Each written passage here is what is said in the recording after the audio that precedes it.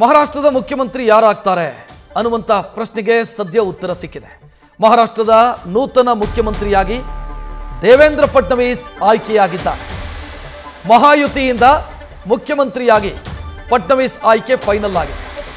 ಇವತ್ತು ಬಿಜೆಪಿಯ ಶಾಸಕಾಂಗ ಪಕ್ಷದ ಸಭೆ ನಡೆಯಿತು. ಶಾಸಕಾಂಗ ಪಕ್ಷದ ನಾಯಕರಾಗಿ ದೇವೇಂದ್ರ ಫಡ್ನವೀಸ್ ಆಯ್ಕೆಯಾಗಿದ್ದಾರೆ.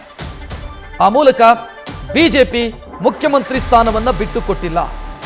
ಬದಲಾಗಿ ಮುಂದಕ್ಕೇನು ಅನ್ನುವಂಥ ಪ್ರಶ್ನೆ ಈಗ ರೈಸ್ ಆಗುತ್ತೆ. ದೇವೇಂದ್ರ ಫಡ್ನವೀಸ್ ಮುಖ್ಯಮಂತ್ರಿ ಆದರೆ ಇಬ್ಬರು ಉಪಮುಖ್ಯಮಂತ್ರಿ ಆಗ್ತಾರಾ? ಅಜಿತ್ ಪವಾರ್ ಮತ್ತು ಶಿಂದೆ ಇಬ್ಬರು ಉಪಮುಖ್ಯಮಂತ್ರಿಯಾಗಿ ಏನಾದರೂ ಅಧಿಕಾರವನ್ನು ಸ್ವೀಕರಿಸ್ತಾರಾ ಅನ್ನುವಂಥ ಪ್ರಶ್ನೆ ಇದೆ. ಅಲ್ಲಿಗೆ ಮುಖ್ಯಮಂತ್ರಿ ಹುದ್ದೆಗೆ ಸಂಬಂಧಿಸಿದಂತೆ ಇದ್ದಂಥ ಗೊಂದಲ, ಪ್ರಶ್ನೆ, ಅನುಮಾನ ಇದೆಲ್ಲದಕ್ಕೂ ಕೂಡ ತೆರೆ ಬಿದ್ದಿದೆ. ಅತ್ಯಂತ ದೊಡ್ಡ ಪಕ್ಷವಾಗಿ ಬಿಜೆಪಿ ಹೊರಹೊಮ್ಮಿತ್ತು ದೇವೇಂದ್ರ ಫಡ್ನವೀಸ್ ಅವರ ನಾಯಕತ್ವದಲ್ಲಿ. ನಾಳೆ ದೇವೇಂದ್ರ ಫಡ್ನವೀಸ್ ಮುಖ್ಯಮಂತ್ರಿಯಾಗಿ ಪ್ರಮಾಣ ವಚನ ಸ್ವೀಕರಿಸುವಂತ ಸಾಧ್ಯತೆ ಇದೆ. ನಾಳೆ ಅವರು ಪ್ರಮಾಣ ವಚನ ಸ್ವೀಕರಿಸಿದ್ರೆ ಮಹಾರಾಷ್ಟ್ರದ ಗದ್ದುಗೆಯನ್ನ 3ನೇ ಬಾರಿ ಅಲಂಕರಿಸಿದಂತಾಗತ್ತೆ. ಒಮ್ಮೆ 5 ವರ್ಷ ಫುಲ್ ಟೈಮಿಗೆ, ಆ ನಂತರ ಕೆಲವು ದಿನಗಳ ಕಾಲ ಅವರು ಮುಖ್ಯಮಂತ್ರಿಯಾಗಿದ್ರು. ಈಗ ಮತ್ತೊಮ್ಮೆ ಅವರಿಗೆ ಮುಖ್ಯಮಂತ್ರಿ ಹುದ್ದೆ ಸಿಗುವಂತ ಸಾಧ್ಯತೆ ಕಾಣ್ತಾ ಇದೆ. ಆಲ್ಮೋಸ್ಟ್ ಎಲ್ಲವೂ ಕೂಡ ಕ್ಲಿಯರ್ ಆಗಿದೆ. ಈ ಬಗ್ಗೆ ಹೆಚ್ಚಿನ ಡೀಟೇಲ್ ನೀಡೋದಕ್ಕೆ ನಮ್ಮ ಪ್ರತಿನಿಧಿ ಚಂದ್ರಮೋಹನ್ ನೇರ ಸಂಪರ್ಕದಲ್ಲಿ. ಚಂದ್ರಮೋಹನ್, ಎಲ್ಲವೂ ಕೂಡ ಬಿಜೆಪಿ ನಾಯಕರ ನಿರೀಕ್ಷೆಯಂತೆ ಆಗಿದೆ. ಈಗ ಒಪ್ಪಂದಗಳಿಗೆ ಯಾವ ರೀತಿ, ಅಂದ್ರೆ ಮೈತ್ರಿ ಪಕ್ಷಗಳಾಗಿರೋದ್ರಿಂದ ಏನು ಒಪ್ಪಂದಗಳು, ಈ ಬಗ್ಗೆ ಏನಾದರೂ ಸ್ಪಷ್ಟತೆ ಸಿಗ್ತಾ ಇದೆಯಾ? ಹೌದು ರಕ್ಷತ್, ಬಹುತೇಕ ಈಗ ಮಹಾರಾಷ್ಟ್ರದ ಮುಖ್ಯಮಂತ್ರಿಯಾಗಿ ಈಗ ದೇವೇಂದ್ರ ಫಡ್ನವೀಸ್ ಅವರು ನಾಳೆ ಮುಂಬೈನ ಆಜಾದ್ ಮೈದಾನದಲ್ಲಿ ಪ್ರಮಾಣ ವಚನವನ್ನು ಸ್ವೀಕರಿಸ್ತಾರೆ. ಇವತ್ತು ಮುಂಬೈನ ವಿಧಾನ ಭವನದಲ್ಲಿ ನಡೆದಂತಹ ಬಿಜೆಪಿ ಶಾಸಕಾಂಗ ಪಕ್ಷದ ಸಭೆಯಲ್ಲಿ ದೇವೇಂದ್ರ ಫಡ್ನವೀಸ್ ಅವರನ್ನ ಬಿಜೆಪಿ ಶಾಸಕಾಂಗ ಪಕ್ಷದ ನೂತನ ನಾಯಕರನ್ನಾಗಿ ಆಯ್ಕೆ ಮಾಡಲಾಗಿದೆ. ಬಿಜೆಪಿಯ ಶಾಸಕಾಂಗ ಪಕ್ಷದ ನಾಯಕರಾಗಿ ಆಯ್ಕೆಯಾದವರೇ ಈಗ ಮಹಾರಾಷ್ಟ್ರದ ಮುಂದಿನ ಮುಖ್ಯಮಂತ್ರಿಯಾಗೂ ಕೂಡ ಪ್ರಮಾಣ ವಚನವನ್ನು ಸ್ವೀಕರಿಸಲಿದ್ದಾರೆ.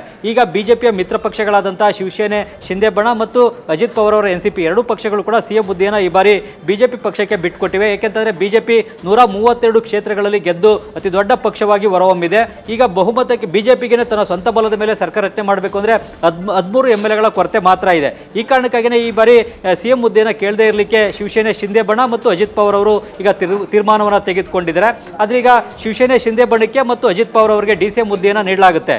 ಈಗ ಅಜಿತ್ ಪವಾರ್ ಅವರು ಡಿಸಿಎಂ ಆಗುವಂಥದ್ದು ಖಚಿತ.